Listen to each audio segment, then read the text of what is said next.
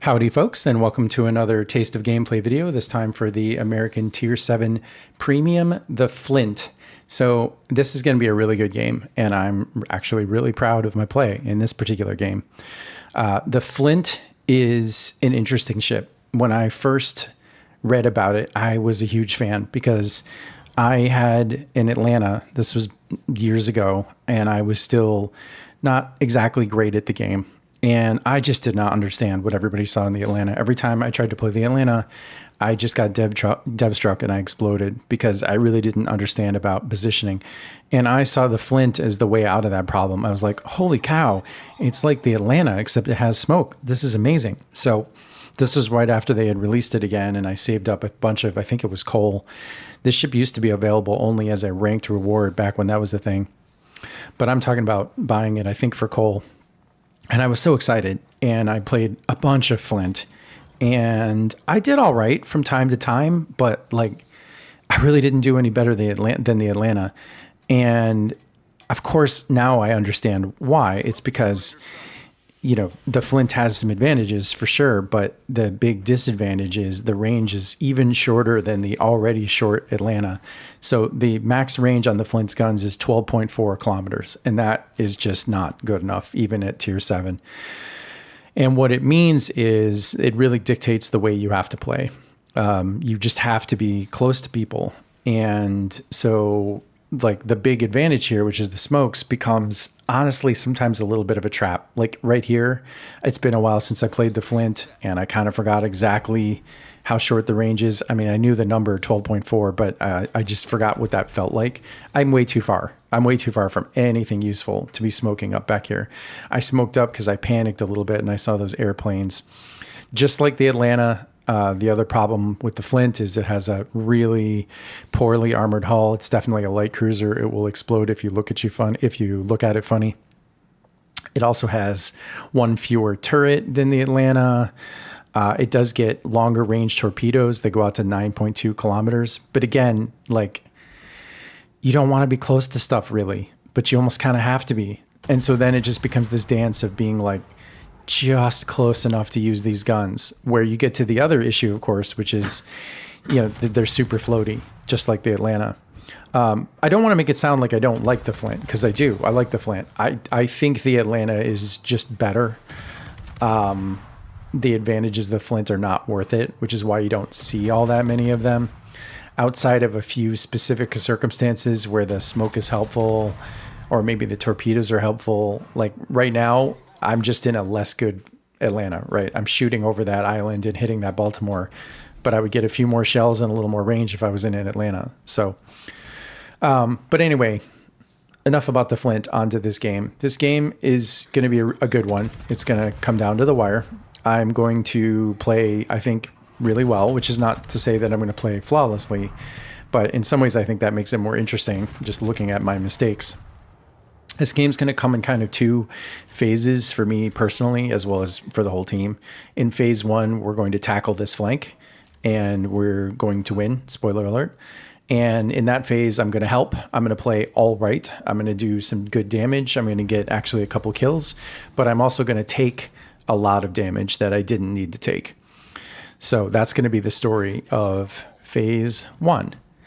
Then in phase 2, and I think that's arguably the more interesting phase of the game, I'm going to spend 10 minutes or so of this game with like 500 hit points. Now, the Flint, just like the Atlanta, has no heals. Which, I mean, you know, that's just a thing that happens at tier 7, I guess, but it makes it feel even more shaky, right? And here we go, whack. Right. I don't know what the heck I was thinking. I'm angled to this Chios, but like I'm in a light cruiser. That was super dumb. And, you know, he's going to actually do it again. He's going to do even more damage to me. Now I'm going to get my revenge. I'm going to do an enormous amount of damage to him in return, but I didn't need to take that damage. I could have done this when I was in the smoke. I didn't need to take that first shot. Just dumb. But the good news for you is you got to see how the armor performs on the Flint, which is to say not well. And also you get, in many ways, a more interesting game. But first, let's get through this first phase. So we got to take out this Chios. I mean, I don't know where that shot came from. I think that's the Baltimore just blind firing me. I was not spotted, so he just got a good shot in. He got a little lucky, I guess.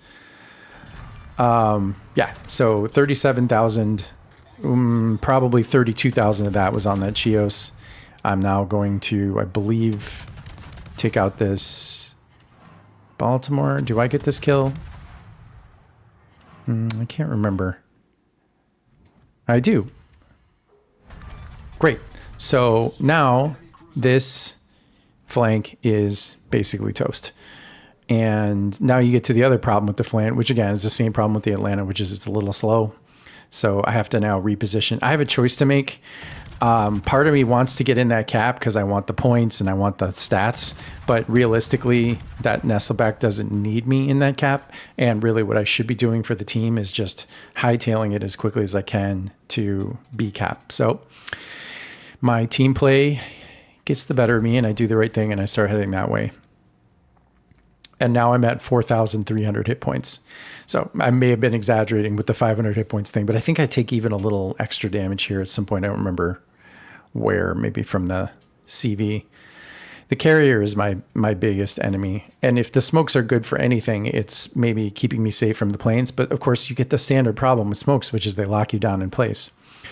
So my plan here is to avoid any combat and to head into B and cap it. So we are losing on points. We're winning by 1 on ships, but I like our position a lot better. And as I always say, I think positioning is key. So I like our chances, but it's close. This is a close one. What we need to do is get in that B cap and keep it and maintain it. And then they'll have to push in to the B cap and they'll have to push into us. And specifically, they'll have to push into me. And if there's one thing the Flint is good at, just like we saw against that Chios, it's having people push into you. So I'm hopeful. But somehow I need to get over there without taking any damage, without getting spotted. The Flint has pretty good concealment for cruiser, 9.2, I believe. So, you know, I'm going to use that.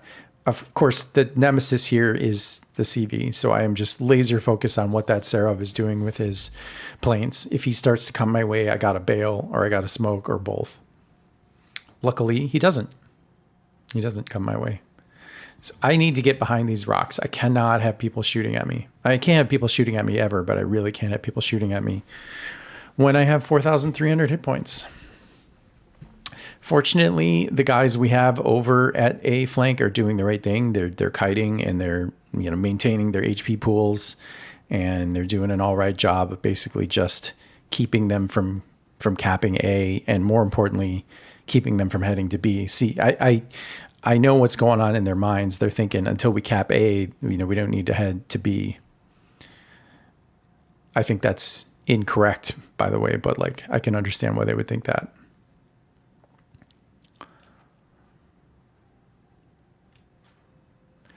So this is where you really, I actually don't know who spotted me right there. It's almost got to be the Mahan. I'm not, oh, maybe it's this. No, it's not the Cachalot. I don't know. Luckily, nobody shot at me.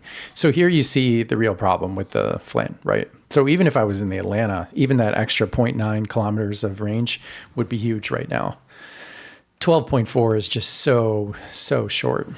I mean, I don't have anybody to shoot at. Of course, I do have somebody to shoot at, and I'm going to realize that in about 3, 2, 1. Am I going to figure it out? Come on, Adam. Shoot at the Mahan. Or no, that's not a Mahan. Yeah, Mahan. Shoot at the Mahan. That took me way too long. Oh, well. Map awareness, kids. Map awareness. I was like, oh, I don't have anybody to shoot at. It's stupid. Oh, well. We can't all be super Unicum players. At least I got a little damage in on him. Made him smoke up. Anybody in range yet? You in range? You in range? Oh, you are. I don't know if I can hit you. I'm going to switch over to the Kansas.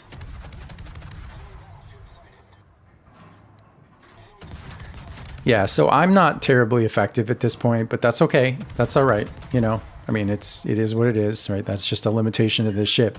You can't force it. You cannot force it.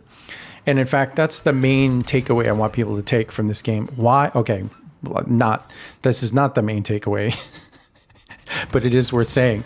What was I doing? Don't come out of the smoke, you big fat dummy head. Sometimes I watch my own play and I'm like, what the heck are you doing? I don't remember why I even hit the W key. Why did I do that? Well, I got away with it. That sheer is trying to blind fire me. Pro tip, when you're blind firing people, the aiming system has a tendency to overshoot, to make your shells go too far. So if you intentionally under aim from where you think you need to aim, sometimes that helps. It's hard though. Blind firing is hard. As well it should be.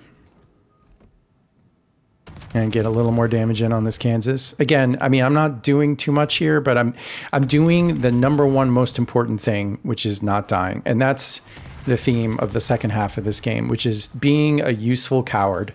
It is not about being the hero. World of Warships is a team game.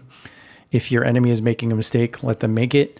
If your team is doing well, let them do well. You are like a point piñata, right? I think cruisers are worth something like 40 points to the team that kills it. And also your team loses 25 or 30 points. I mean, it's like a huge swing just from dying. So honestly, my best play here potentially could be to just sail all the way to A1 and just not die. I think we can do a little better than that because we have this island cover. And one good thing about the Flint and the Atlanta is these shells are super floaty, which means it's easy to arc even over an island this tall.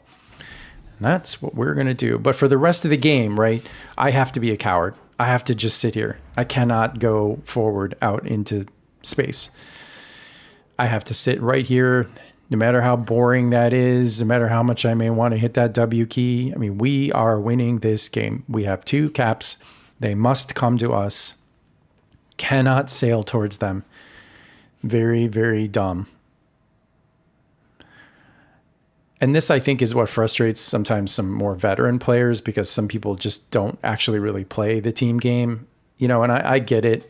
I mean, I don't agree with it, but it's a video game. You should get what you want out of it. But there's kind of an implicit contract here that like you're trying to win the game and it's a team game. So you should, generally speaking, do what's best for the team. And right now, what's best for my team is for me to just sit right here, quiet as a mouse. Just sit here and then continue to sit here. And, anytime anybody sails within 12.4 kilometers of these guns, just go ahead and take a shot. Right now, I'm thinking maybe it's the Colorado. I'm like, keep coming, man. Keep coming, buddy. Stick your nose out a little bit closer, a little bit closer. Oh, excuse me, I gotta sneeze. I guess I'm allergic to Colorados that are too far away. But you see, again, what I mean about the Flint versus even the Atlanta. I mean, please just give me 0.9 kilometers more range, right? It's amazing how much of a difference that could make. But he will eventually crawl painstakingly towards me. I'm going to back up just a little bit. I think I can get a little closer to my island. I mean, this is going to be as close as they come, right? And but here's the thing, right? Like, I'm all proud of the fact that I'm going to do some damage on this Colorado. My team doesn't really probably need that. I mean, it's a good thing. I mean, it's always good to do damage to an enemy, but like, they probably could take care of this Colorado without me. It's more important that I choose the absolute lowest risk option. Like, I need to not die. That is just far and away the most important thing. Having said that, I'm certainly happy that I get some damage in. I mean, why not, right? Why not? Oh, yoink. And there you go. There's kill number 3. Oh yeah, did I mention I'm going to get a Kraken in this game? Yeah, this was a good game. Anytime I'm feeling down about my own play, I think I'm going to watch this game. Not that I, exactly played amazingly or perfectly. Certainly taking all that damage early on from that Chios was extra stupid. But Now I'm playing well. And, you know, there's another video where I talk about the just don't die. Just don't die. Like, don't die. Don't throw your ship away. I mean, look at this. This guy's on 140 hit points. All a team needs is for me to just take him off the map. And I do. There you go. Nobody had shots on him. I had shots on him. Now he's dead. And that's kill number 4. Now it's like, so the problem here is the planes are coming for me. He's going to spot me, and I'm just toast. And so I make a mental calculation that the Flint, one of his strengths is just enormous HE DPM. I can probably mangle this Mayhan, and he may not even get to kill me. And in fact, he doesn't. It must be so frustrating for him, you know. And he did like 1,200 damage to me, but I'm going to sail right between these torpedoes. And then guess what? Not only am I going to get a Kraken, but I am going to live to the end of this game.